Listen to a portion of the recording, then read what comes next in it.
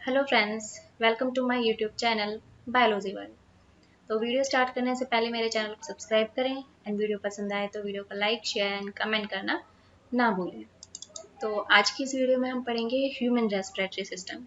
तो हम कौन कौन से टॉपिक कवर करेंगे, एनाटोमी एंड फिजियोलॉजी, कि हमारा रेस्पिरेटरी सिस्टम जो होता है उसका ओवरऑल स्ट्रक्चर क्या होता है, कि कौन सा ऑर्गन्स कहाँ कहाँ लोकेटेड होते हैं एंड इनके क्या क्या वर्क होते हैं, उस बारे में हम पढ़ेंगे। सो लास्ट वीडियो में हमने पढ़ा था ह्यूमन डाइजेस्टिव सिस्टम के बारे में, तो उसका भी हमने पूरा डायग्राम देखा था, इजीली हमने उसको स्टडी किया था। सो हमें आज रेस्पिरेटरी सिस्टम समझने में भी इजी होगा, डायग्राम के थ्रू हम उसे इजीली स्टडी कर सकते हैं।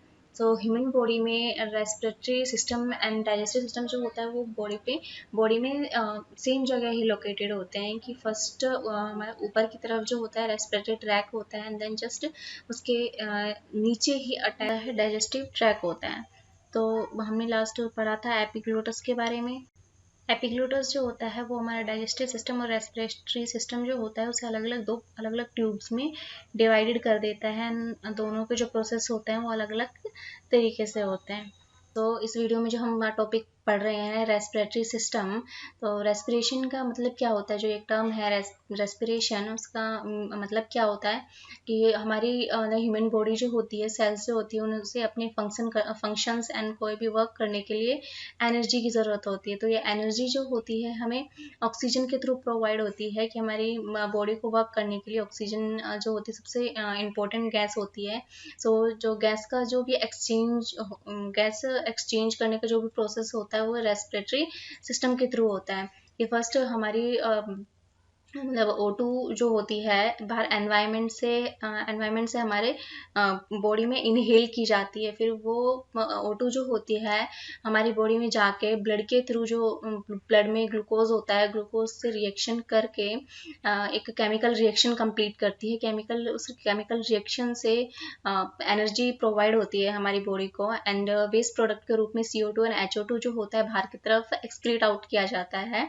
एंड तो ये ओवरऑल जो हमारा प्रोसेस होता है, मतलब O2 को मतलब इनहेल करना एंड CO2 को बाहर बॉडी से बाहर एक्सक्रीट आउट करना, तो ये पूरा प्रोसेस जो होता है उसे हम रेस्पिरेशन बोलते हैं। ओके, एंड तो इस स्ट्रक्चर जो हमने डायग्राम इस वीडियो में स्लाइड में ऐड किया है, तो उसमें हम देख सकते हैं कि कौन कौन से ऑर्गन्स जो होते हैं रेस्पिरेशन में हमें हेल्प करते हैं एंड बॉडी में ये कहाँ कहाँ लोकेटेड होते हैं। तो हमारा जो रेस्पिरेटरी सिस्टम जो होता है दो पार्ट में डिवाइडेड होता है, upper respiratory tract and lower respiratory tract.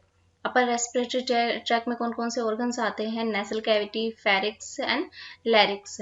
तो नेसल कैविटी जो होती है, तो इस मतलब नोज वाला जो हमारा बॉडी का पार्ट होता है उसके थ्रू O2 जो होती है अंदर की तरफ जाती है। उसके बाद आता है फेरिक्स एंड लैरिक्स। तो लैरिक्स जो होता है उसे हम वॉइस बॉक्स भी बोलते हैं।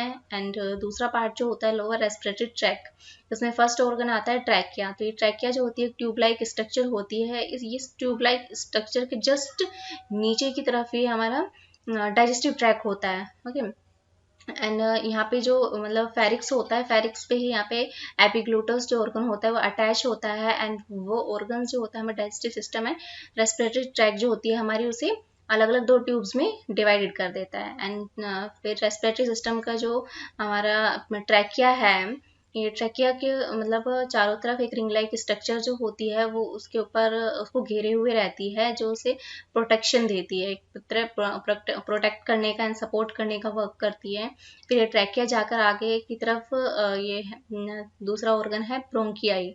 तो ये आगे जाके ये ट्रैकिया जो ऑर्गन होता है, ये ट्यूब लाइक स्ट्रक्चर जो होता है आगे जाके ब्रोंकियाई में डिवाइड हो जाता है। ब्रोंकियाई जो होती है वो दो तरीके से दो ट्यूब लाइक स्ट्रक्चर्स में डिवाइडेड हो जाती है। एंड उसके बाद ये लंग्स में जाकर ब्रोंक्यूल्स के मतलब एक ब्रोंक्यूल्स या एक शाखा की तरह पूरी तरह से ये डिवाइडेड हो जाती है। और ये ब्रोंक्यूल्स जो होते हैं आगे जाके एल्वियोली से अटैच्ड होते हैं। एल्वियोली जो होता है एक मेन ऑर्गन होता है हमारे रेस्पिरेशन में। ये कि ये लंग्स, ये जो हम स्ट्रक्चर देख रहे हैं ये पूरा स्ट्रक्चर जो है लंग्स का है। तो ये लंग्स की जो हमारी यहाँ लेयर जो होती है, यहाँ पे ब्लड वेसल्स अटैच्ड रहती हैं। तो ये एल्वियोली जो होती है ब्लड वेसल्स से कांटेक्ट कर जो भी हमारे गैस एक्सचेंज करने का जो भी प्रोसेस होता है उसमें हेल्प करती हैं। ओके, सो ये स्ट्रक्चर हमने देख लिया है एंड नेक्स्ट स्लाइड में देखते हैं हम डिज़ाइन ऑफ रेस्पिरेटरी सिस्टम। तो ह्यूमन बॉडी का जो भी हमने अभी स्ट्रक्चर में देखा कि कौन कौन से ऑर्गन से हेल्प करते हैं, उनके क्या वर्क होते हैं। सो यहाँ पे हमने कुछ मेन पॉइंट्स लिखे हुए हैं। तो फर्स्ट हम देखते हैं human gas exchanging organ lungs is located in the thorax. कि ह्यूमन गैस एक्सचेंजिंग के जो भी ऑर्गन्स होते हैं, लंग्स मेन जो हमारा मतलब ऑर्गन होता है गैस एक्सचेंजिंग के लिए, वो होता है लंग, कि जहाँ पे जाके मेन गैस का एक्सचेंज होता है। तो वो किसमें, थोरैक्स में सिचुएटेड होते हैं and which is protect by the muscular thoracic cage. कि जो हमारे लंग्स होते हैं वो एक मस्कुलर थोरैसिक केज, एक मतलब हड्डी लाइक एक स्ट्रक्चर होता है, एक हड्डियों का ढांचा होता है जो हमारे लंग्स को प्रोटेक्ट करता है। ओके, तो सेकंड है the respiratory system is divided into 2 parts. कि अभी हमने पढ़ा कि रेस्पिरेटरी सिस्टम जो होता है 2 पार्ट में डिवाइडेड होता है, upper respiratory tract and lower respiratory tract. तो अपर रेस्पिरेटरी ट्रैक में कौन कौन से ऑर्गन्स आते हैं, नोज, फेरिक्स एंड लैरिक्स। और ये ऑर्गन्स जो होते हैं इनके चारों तरफ मतलब चेस्ट कैविटी नहीं होती है। चेस्ट कैविटी मतलब अभी हमने यहाँ पे पढ़ा ना, लंग्स जो होते हैं उसके ऊपर चारों तरफ मस्कुलर थोरैसिक केज होता है जो उसे प्रोटेक्शन देता है। तो इसी तरह मतलब अपर रेस्पिरेटरी ट्रैक जो होता है उसके जो भी ऑर्गन्स होते हैं उसको मतलब चेस्ट कैविटी उनके आउटसाइड नहीं होती है। कोई भी इस तरीके से का ऑर्गन नहीं होता है जो उसे protection they. And lower respiratory tract is composed of the trachea lungs. तो लोअर रेस्पिरेटरी ट्रैक का हमने देखे थे कौन कौन से ऑर्गन्स इसमें आते हैं, ट्रैकिया एंड लंग्स एंड और एक ब्रोंकियल ट्री होता है इंक्लूडिंग एल्वियोली। और ऑर्गन्स जो होते हैं ये चेस्ट कैविटी के अंदर लोकेटेड होते हैं। कि बाहर की तरफ एक पूरा हड्डियों के ढांचे की तरह एक मस्कुलर केज होता है जो कि उसे प्रोटेक्शन देता है। ठीक है, तो ये सब हमने डायग्राम में पढ़ लिया था। सो नेक्स्ट हम देखते हैं, ये हमारा रेस्पिरेटरी सिस्टम जो होता है इसका ये ओवरऑल स्ट्रक्चर हमने लिया है। इस स्ट्रक्चर के थ्रू हम देख सकते हैं कि हमारे रेस्पिरेशन में कौन कौन से ऑर्गन्स जो होते हैं वो कहाँ पर लोकेटेड होते हैं। इसके साथ हम ये भी देखेंगे कि इसमें मतलब हमारे रेस्पिरेशन का जो मतलब पूरा प्रोसेस होता है वो किस तरीके से होता है। तो फर्स्ट हम देखते हैं नेसल कैविटी। नेसल कैविटी जो होती है ये नोज़ वाला पार्ट होता है। फर्स्ट नोज होता है, फिर अंदर की तरफ जो मतलब एक होल लाइक स्ट्रक्चर होती है उसे हम बोलते हैं नेसल कैविटी।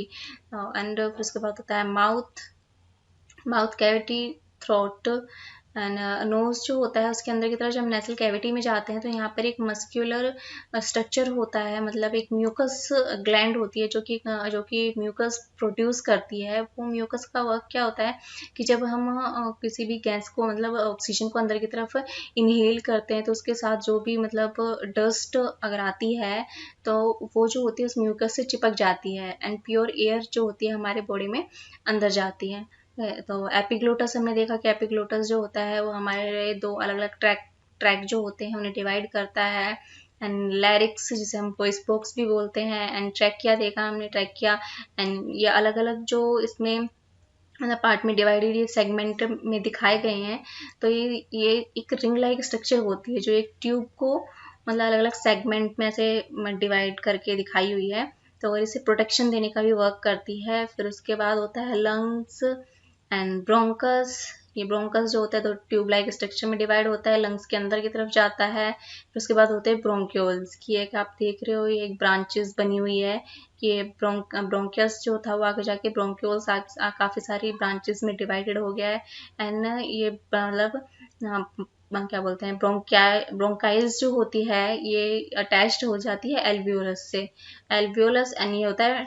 फिर उसके बाद है डायफ्राम जो होता है एक मस्कुलर सिस्टम ही होता है एंड ये जो ऑल्सो हमारे लंग्स जो होते हैं उसे भी प्रोटेक्शन देता है।